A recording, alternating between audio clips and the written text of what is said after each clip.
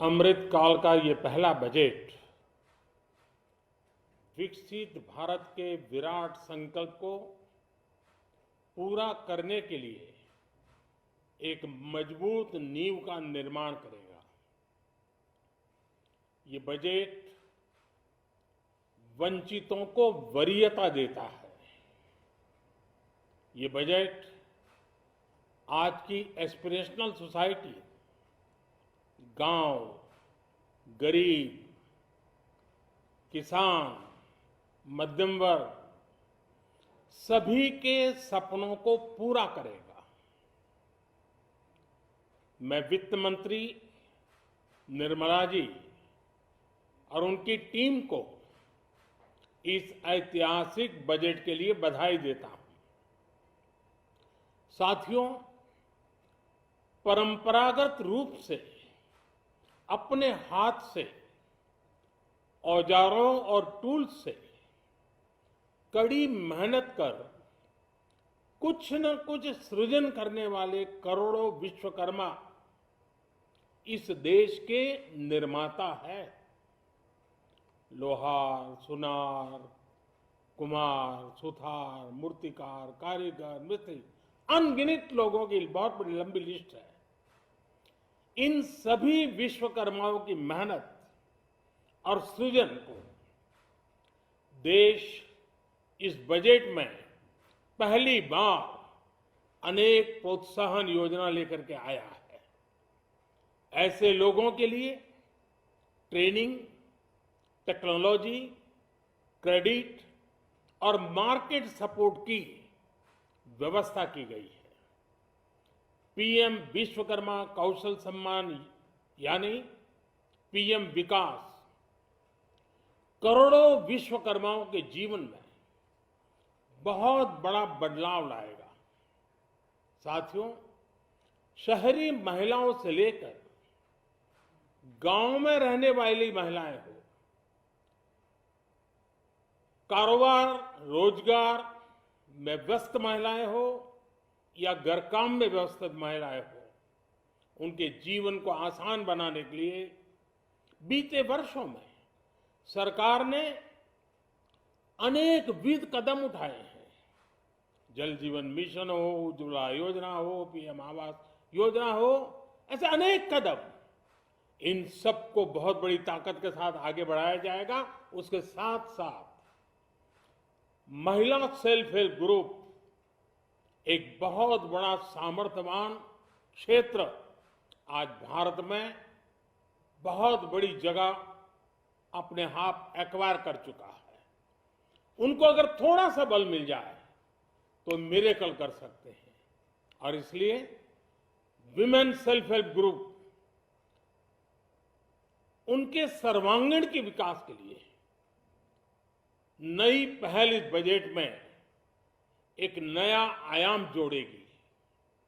महिलाओं के लिए एक विशेष बचत योजना भी शुरू की जा रही है और जनधन अकाउंट के बाद ये विशेष बचत योजना सामान्य परिवार की गृहिणी माताओं बहनों को बहुत बड़ी ताकत देने वाली है।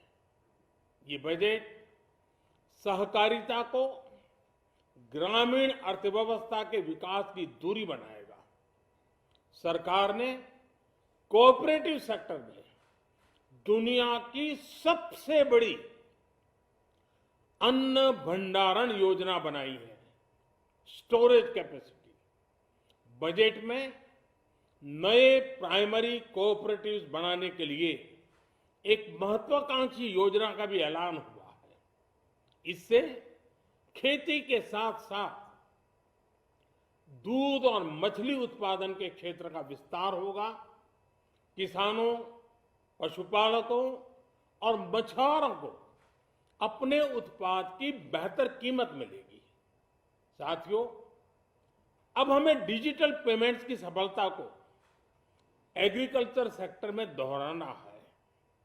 इसलिए इस बजट में हम डिजिटल एग्रीकल्चर इंफ्रास्ट्रक्चर की एक बहुत बड़ी योजना लेकर आए हैं। आज दुनिया इंटरनेशनल मिलेट ईयर मना रही है। भारत में मिलेट्स के अनेक प्रकार हैं, अनेक नाम है। आज जब मिलेट्स घर घर में पहुंच रहा है, पूरी दुनिया में पॉपुलर हो रहा है, तो उसका सर्वाधिक लाभ भारत के छोटे किसानों के नसीब में है। और इसलिए आवश्यक है कि नए तरीके से उसको आगे ले जाया जाए। इसकी एक नई पहचान, विशेष पहचान आवश्यक है। इसलिए अब इस सुपर फूड को श्री अन्न की नई पहचान दी गई है। उसके प्रोत्साहन के लिए भी अनेकविध योजनाएं बनाई गई हैं। श्री अन्न को दी गई प्राथमिकता से देश के छोटे किसानों, हमारे आदिवासी भाई बहन जो किसानी करते हैं, उनको आर्थिक संबल मिलेगा और देशवासियों को एक स्वस्थ जीवन मिलेगा। साथियों, ये बजट सस्टेनेबल फ्यूचर के लिए green growth, green economy, green energy, green infrastructure और ग्रीन जॉब्स को एक अभूतपूर्व विस्तार देगा। बजट में हमने टेक्नोलॉजी और न्यू इकोनॉमी पर बहुत अधिक बल दिया है। एस्पिरेशनल भारत आज road, rail, metro, port, waterways, हर क्षेत्र में आधुनिक इंफ्रास्ट्रक्चर चाहता है। नेक्स्ट जनरेशन इंफ्रास्ट्रक्चर चाहिए। 2014 की तुलना में इंफ्रास्ट्रक्चर में निवेश पर 400% से ज्यादा की वृद्धि की गई है। इस बार इंफ्रास्ट्रक्चर पर 10 लाख करोड़ रुपए का अभूतपूर्व इन्वेस्टमेंट भारत के विकास को नई ऊर्जा और तेज गति देगा।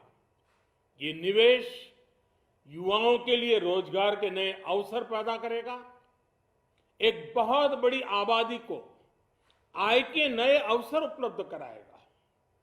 इस बजट में ईज ऑफ डूइंग बिजनेस के साथ साथ हमारे उद्योगों के लिए क्रेडिट सपोर्ट और रिफॉर्म्स के अभियान को आगे बढ़ाया गया है।